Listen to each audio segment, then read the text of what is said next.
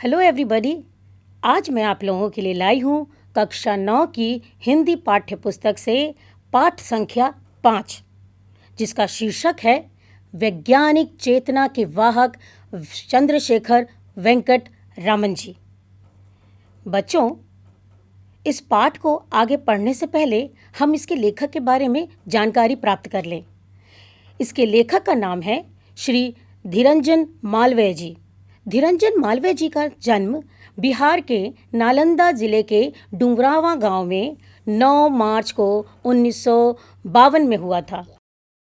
इनकी शैक्षणिक योग्यता के बारे में अगर देखा जाए तो ये MA, MSc सांख्यिकीय, MBA और LLB हैं। आकाशवाणी और दूरदर्शन से जुड़े मालवीय अभी भी वैज्ञानिक जानकारी को लोगों तक पहुंचाने के काम में जुटे हुए हैं। आकाशवाणी और BBC अर्थात लंदन में कार्य करने के दौरान मालवीय जी रेडियो विज्ञापन पत्रिका ज्ञान विज्ञान का संपादन और प्रसारण दोनों करते रहे हैं। मालवीय की भाषा बहुत ही सीधी, सरल और वैज्ञानिक शब्दावली से परिपूर्ण है। यथावश्यक अन्य भाषाओं के शब्दों का प्रयोग भी वे हमेशा करते रहे हैं। मालवीय ने कई भारतीय वैज्ञानिकों की संक्षिप्त जीवनियां लिखी हैं, जो कि इनकी विश्व प्रसिद्ध पुस्तक विश्व विख्यात भारतीय वैज्ञानिक पुस्तक में समाहित है। तो बच्चों, आगे देखते हैं इस पाठ का प्रवेश। यदि इस पाठ में देखा जाए, प्रस्तुत पाठ में वैज्ञानिक चेतना के वाहक रामन ने नोबेल पुरस्कार एक विजेता प्रथम भारतीय वैज्ञानिक के संघर्षमय जीवन का पूर्ण रूप से चित्रण किया गया है।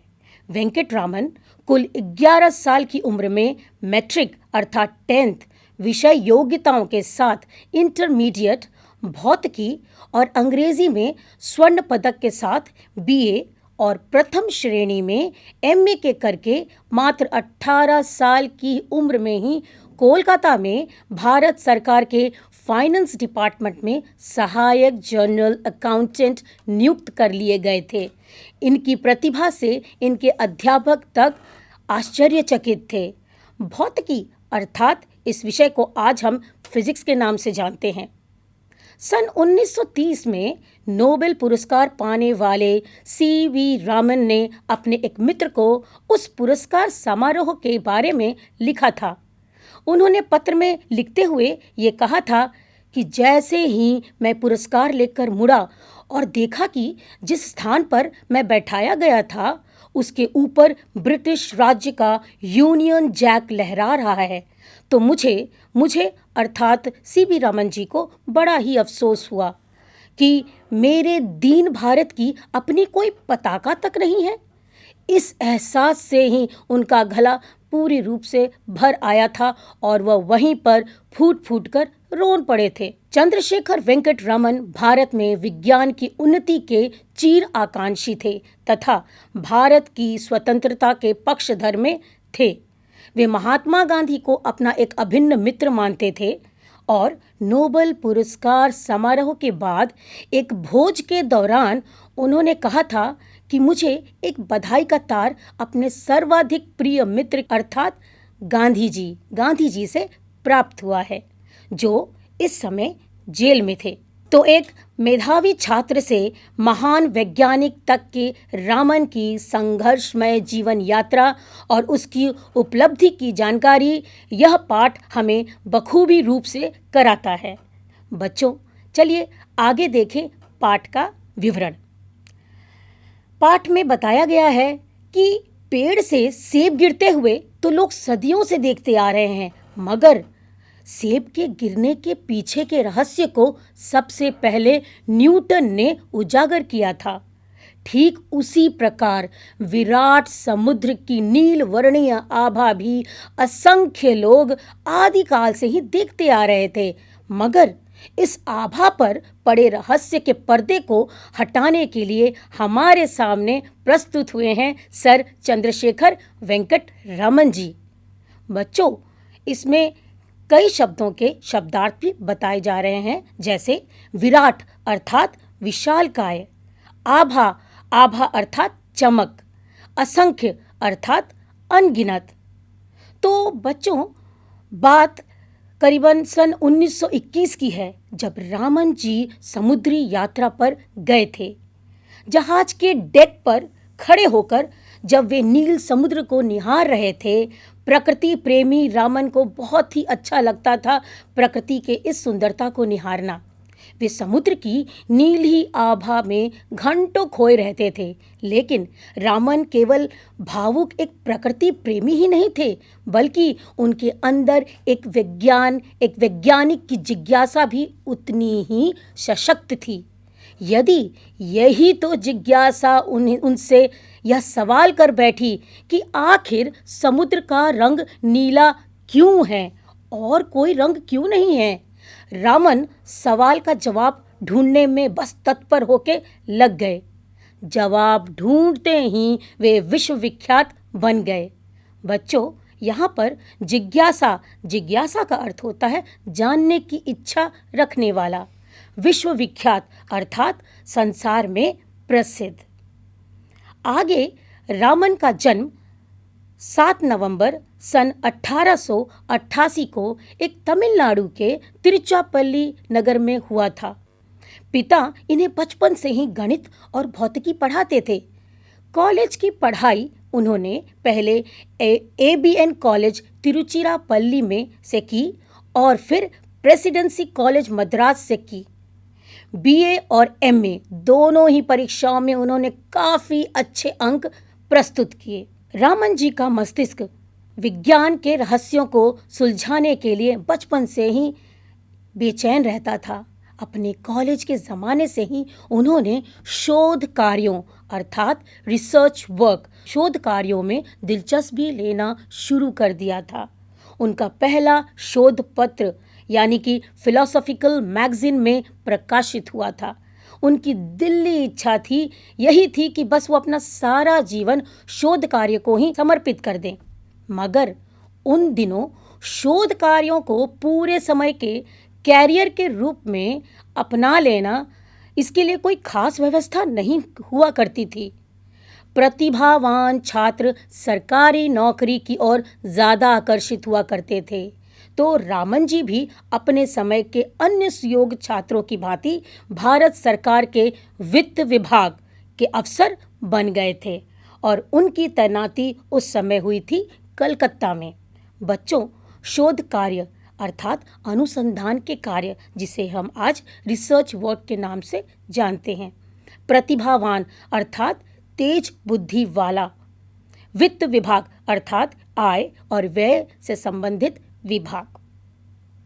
तो बच्चों, जब रामन जी की नियुक्ति कलकत्ता में हो गई तो कलकत्ता में सरकारी नौकरी के दौरान उन्होंने अपने स्वाभाविक रुझान को हमेशा बनाए रखा। दफ्तर से जैसे ही उन्हें थोड़ी भी फुर्सत मिलती थी तो लौटते हुए, कलकत्ता में बहु बाजार एक इलाका है, तो उस इलाके से आते समय वहाँ पर एक Indian association for the cultivation of science की एक प्रयोगशाला थी, यानी कि लैबोरेटरी थी। यह अपने आप में एक अनूठी संस्था थी, जिसे कलकत्ता के ही एक डॉक्टर महेंद्र लाल सरकार ने वर्षों के कठिन मेहनत और लगन के बाद खड़ा किया था। इस संस्था का उद्देश्य था कि देश में वैज्ञानिक चेतना का विकास वो कर पाएं। अपने महान उद्देश्यों के बावजूद इस संस्था के पास साधनों की नितांत कमी थी, अभाव था। रामन जी इस संस्था की प्रयोगशाला में काम चलाऊ जो भी उपकरण उस समय प्रस्तुत थे, उन्हीं से वे अपने शोध कार्य करते रहते थे। यह अपने आप में एक आधुनिक हठ योग का उदाहरण रहा, जिससे एक साधक अर्थात तपस्या करने वाला एक साधक दफ्तर में पूरा दिन कड़ी मेहनत के बाद बहु बाजार की एक छोटी सी मामूली सी प्रयोगशाला में पहुंचता है और अपनी इच्छा शक्ति के जोर से भौतिक विज्ञान को समृद्ध बनाने का सफल प्रयास करता है। उन्हीं दिनों वे वाद्य यंत्रों यानी कि इंस्ट्रूमेंट की आवाज़ों पे यानी वाद्य यंत्रों की ओर आकृष्ट हुए। वे वाद्य यंत्रों की ध्वनियों के पीछे छिपे हुए वैज्ञानिक रहस्यों की परतों को खोलना चाहते थे और इसके लिए लगातार प्रयास किए जा रहे थे। इस दौरान उन्होंने अनेक वाद्य यंत्रों का अध्ययन किया, जिसमें देसी और विदेशी दोनों ही प्रकार के वाद्य यंत्र शामिल थे। इस पैराग्राफ में रुझान अर्थात झुकाव इसका अर्थ है, साधन अर्थात औजार और नितांत अभाव अर्थात जिसकी बहुत अधिक कमी हो। तो बच्चों, जब वे वाद्य यंत्रों पर शोध कार्य करना शुरू कर चुके थे, तब उनके अध्ययन के दायरे में जहाँ पर वायलिन, चेलो या पियानो जैसे विदेशी वाद्य यंत्र आए, वहीं पर वीणा, तानपुरा और मृदंगम पर भी उन्होंने शोध कार्य किया। उन्होंने वैज्ञानिक सिद्धांतों के आधार पर पश्चिमी देशों की इस भ्रांति को तोड़ने की कोशिश की कि भारतीय वाद्य यंत्र विदेशी वाद्य यंत्रों की तुलना में घटिया हैं। वाद्य यंत्रों के कंपन के पीछे, कंपन अर्थात वाइब्रेशन, कंपन के पीछे छिपे हुए गणित पर उन्होंने बहुत अच्छा खासा काम किया और इस संबंध में अनेक शोध पत्र भी निकाले। तो बच्चों, जैसा आप सब देख पा रहे हैं समक्ष कि यहाँ पर एक तरफ विदेशी यानी कि पाश्चात्य वाद्य यंत्र दिखाया गया है और दूसरी ओर दिखाया गया है हमारे भारतीय यानी हिंदुस्तानी वाद्य यंत्र, जिसमें जैसा मैंने अभी आपको बताया था चेलो, पियानो, वायलिन और एक तरफ है हमारे हिंदुस्तानी वाद्य यंत्र जैसे गिटार, सितार, मृदंगम इत्यादि। आप जैसे देख रहे हैं इसकी बनावट दोनों तरफ कितनी अलग अलग है, लेकिन वाद्य यंत्रों के से जो वाइब्रेशन अर्थात जो कंपन निकलती है वो लगभग सेम है। तो अगर इसका अनुमान लगाया जाए तो किस प्रकार से पाश्चात्य लोग हमारे वाद्य यंत्रों को खराब समझते थे, उनकी इसी भ्रांति को तोड़ने का प्रयास हमारे श्री वेंकटरमन जी ने किया है। उस जमाने के प्रसिद्ध शिक्षा शास्त्री सर आशुतोष मुखर्जी को इस प्रतिभावान युवक के बारे में जैसे ही मालूम हुआ, उनको जानकारी लगी, उन्हीं दिनों कलकत्ता विश्वविद्यालय में प्रोफेसर पद सृजित कर दिया गया अर्थात बना दिया गया उनके लिए केवल। मुखर्जी महोदय ने रामन के समक्ष एक प्रस्ताव रखा कि ये सरकारी नौकरी छोड़ करके यानी कलकत्ता विश्वविद्यालय में प्रोफेसर का पद स्वीकार कर लें। रामन के लिए यह एक कठिन निर्णय था। उस जमाने के हिसाब से वे एक अत्यंत प्रतिष्ठित सरकारी पद पर थे, जिसके साथ मोटी तनख्वाह और अनेक सुख सुविधाएं जुड़ी हुई थी। उन्हें नौकरी करते हुए लगभग 10 वर्ष हो गए थे। ऐसी हालत में सरकारी नौकरी छोड़कर किसी कम वेतन और कम सुविधाओं वाले विश्वविद्यालय की नौकरी में आने का फैसला करना ये किसी हिम्मत का ही काम था। तो इस असमंजस में पड़े हुए हमारे श्री वेंकटरमन जी ये सोच रहे थे कि क्या उनका ये फैसला, ये डिसीजन क्या ये सफल होगा। अब आगे यह प्रश्न उठता था कि वे किसे चुनेंगे। बच्चों, आगे बढ़ने से पहले हम इसके शब्दार्थों के बारे में देख लें। सबसे पहले भ्रांति अर्थात संदेह होना, सृजित अर्थात बनाया गया या रचा हुआ, समक्ष अर्थात सामने। तो बच्चों, अगर आप उस समय उस अवस्था में होते जिस अवस्था में श्री वेंकटरमन जी थे, यानी एक तरफ सरकारी नौकरी, 10 साल का अनुभव और एक तरफ अपना वो इंटरेस्ट, अपनी वो रुचि जिसके बारे में वो हमेशा शोध कार्य करते रहते थे, तो आप यदि उनकी जगह होते तो उस समय क्या चुनना पसंद करते? ये सवाल आपके लिए है। अब आगे बढ़ते हैं हम पाठ में।